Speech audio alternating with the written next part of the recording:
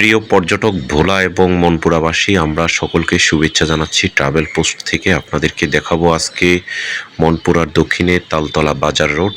এটি হচ্ছে তালতলা বাজার রোড। তালতলা হচ্ছে বঙ্গোপসাগরের পাশে দক্ষিণা হাওয়া বিচের আগে একটি পর্যটন স্পট, যেখানে হচ্ছে তুলাতলি ঘাট থেকে শুরু করে মনপুরার সর্বপূর্বে তুলাতলির ঘাট থেকে শুরু করে উত্তরে সেটি সর্বদক্ষিণে তালতলা বাজার। সেই বাজারে গেলেই আপনারা বঙ্গোপসাগর দেখতে পারবেন।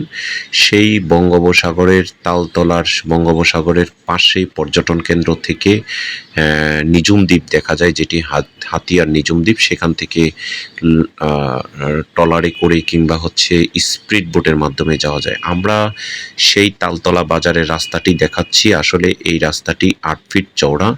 এটি যদি মহাসড়ক করা হয় তাহলে এটি 16 কিংবা 20 ফিট চওড়া একটি রাস্তা হতে পারে। এখানে প্রচুর পর্যটক প্রতিদিন আসা যাওয়া করে। তাদের জন্য আসলে এখানে সুন্দর একটি রাস্তা দরকার।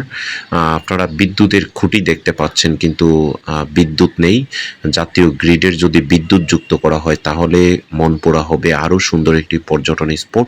এখানে প্রতিদিন অসংখ্য মানুষ ঘুরতে আসেন, কিন্তু রাস্তার কারণে তারা যাতায়াত করতে পারেনি। কারণ তালতলা বাজার সেটি হচ্ছে মনপুরার রামনেওয়াজ ঘাট থেকে প্রায় 30 কিলোমিটার দক্ষিণে হচ্ছে রামনেওয়াজ ঘাট। আপনারা দেখতে পাচ্ছেন খুব কাছেই চলে আসছি তালতলা বাজারের। এখানে একটি ব্রিজ দেখা যাচ্ছে, তারপরেই হচ্ছে তালতলা বাজার শুরু হবে।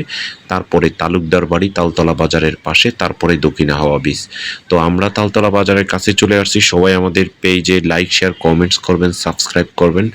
আমরা বলবো সরকারকে যে এই রাস্তাটি যেই বেড়িবাঁধ করা হচ্ছে, বেড়িবাঁধের মতো এই রাস্তাটি যাতে ডাবল সড়ক তথা হচ্ছে 16 ফিট কিংবা 20 ফিট চওড়া করা হয়। সেটি যদি করা হয় তাহলে এখানে নিয়মিত অটো, হুন্ডা এবং অন্যান্য মানুষ সহ স্থানীয় মানুষ যাতায়াত করতে পারবে।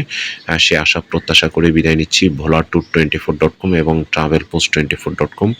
সবাই আমাদের পেজে লাইক, শেয়ার, কমেন্টস করবেন এবং মনপুরাতে ঘুরতে যাবেন। সকলকে অসংখ্য ধন্যবাদ এবং শুভেচ্ছা।